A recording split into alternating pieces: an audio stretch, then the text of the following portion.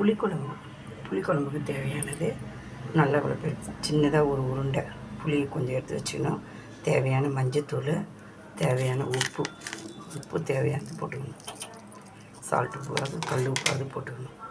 இதில் சீரகம், கடுகு, வெந்தயம், 2 காஞ்ச மிளகாய் போட்டு தூள் பண்ணி எடுத்து வச்சுக்கணும். பெருங்காயத்தூள் கொஞ்சம் போட்டுக்கணும். கடலப்பருப்பு,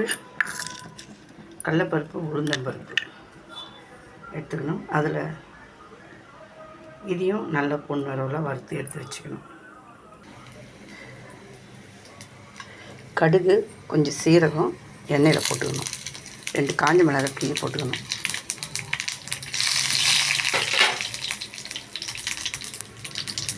கடலப்பருப்பு, உளுந்தம்பருப்பு போட்டுக்கணும்.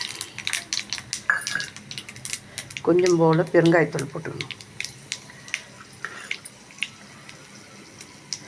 இது ஃபுல்லாக பொன்னிறவில் வறுக்கணும்.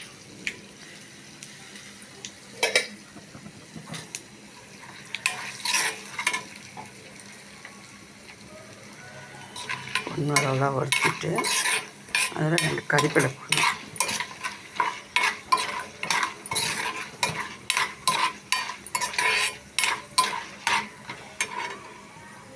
போட்டுட்டு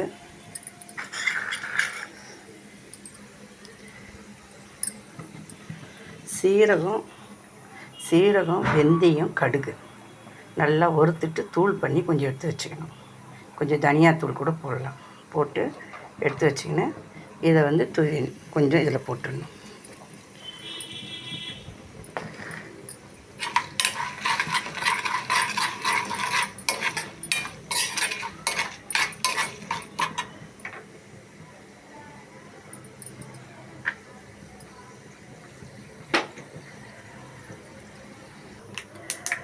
பொரிஞ்சு வரும்போது இந்த புளி தண்ணி, உப்பு, மஞ்சத்தூள் போட்டு இதில் ஊற்றிடணும். ஊற்றி நல்லா கொதித்து நல்லா அப்படியே சுண்டி வரும்போது இறக்கிடணும்.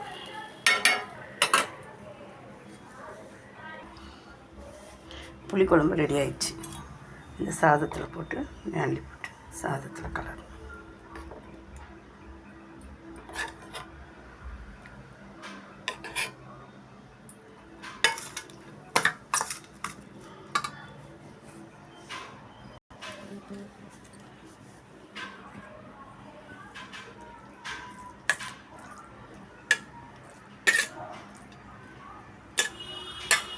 புளி சாதம் ரெடி ஆயிடுச்சு. சூப்பராக இருக்கும்.